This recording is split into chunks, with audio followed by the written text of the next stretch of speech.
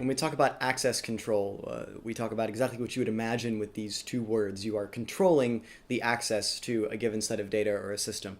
It's important here to actually bring in three concepts from information security in general. You can remember them with the acronym CIA. So the first is confidentiality, the second is integrity, and the third is accessibility. So when we talk about information security, we mean that we are securing the confidentiality, integrity, and accessibility of a given system. So confidentiality is who can see data or a system, integrity is who can modify data or a system, and accessibility is, of course, who can access a data or system. So passwords are important as they're the primary way for securing user accounts today. They're also, therefore, the main vulnerability as hackers attempt to either brute force or acquire passwords in order to get access to a system. So a few characteristics can make a strong password. The first would be obviously making it longer. A password that is 7 characters can usually be brute forced in a number of seconds by a skilled hacker. A password of about 9 characters can usually be brute forced in a matter of minutes, whereas once we get up to 12 or 13 characters, we're talking about multiple centuries in order for someone to brute force that password. So the longer the password, the safer it is. Another way to make a password strong is to make it difficult to guess without having to brute force. The easiest way to do this is to avoid using a single word, especially in a common language. About 55% of the internet is in English. Avoiding English is an easy one. About 10% of it is in French, so avoiding French is also probably a good idea. It's usually easier to think of a password as a passphrase, as a single word can often lead to a vulnerable password.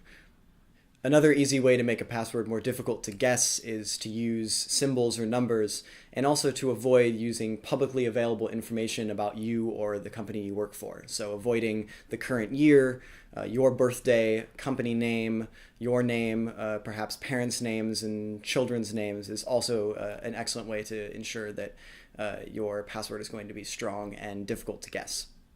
So if I'm saying that your employees are going to have to create strong passwords that are not single words in languages that they might be used to speaking, the natural question is, how are they going to remember these passwords? And in fact, they don't have to remember them. There are many tools on the market which allow employees to have a series of very strong automatically generated passwords behind a single password that they have to remember. These are called password managers. The most secure way to structure a system is through the least access model. What this means is that each employee has the least possible access to the least possible amount of systems in order to perform their job function. So basically, the rule is if someone doesn't need to see something or modify something, they don't have access to it. Within a law firm, this might look like the corporate department not having access on the tax department's materials and vice versa. The idea behind a least access model is that we are trying to continually re-identify a user and their needs before they access data or a system. The more times that you're identifying a user as they move from system to system, set of data to set of data, the more you're going to be able to catch either an outside or inside intruder into the system before they can access data or do harm. The zero trust principle is another concept that can help us out here. The zero trust principle is the idea that you don't need to trust that a given individual is going to behave in a secure manner within your system, whether they be internal or external. Basically, this means that at every single point you're going to be re-asking for some form of authentication, and that you're going to use tools in order to authenticate the identity securely. An example of this is multi-factor authentication, where you are not simply trusting that someone who has entered the correct password is the person they say they are. Instead, you are asking for another form of identity. This can be done via an SMS message with confirmation sent to a telephone. This can be done by asking for authentication through an app after entering a password. Essentially, the idea is that you are asking for a second piece of proof of identity for the individual attempting to access the system. Most commonly used Office systems today have the ability for multi-factor to be integrated relatively easily into their functioning.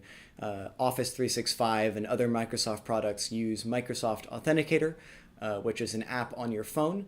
that has codes generated automatically every 30 seconds that you will view and then enter in order to access a given system in addition to your password. The app can also be used by sending a notification to the app, and then the user simply approves the request, and then the system is accessed. In the next video, we'll be speaking about securing endpoints, which means the hardware and other systems through which your employees will be accessing your data and systems.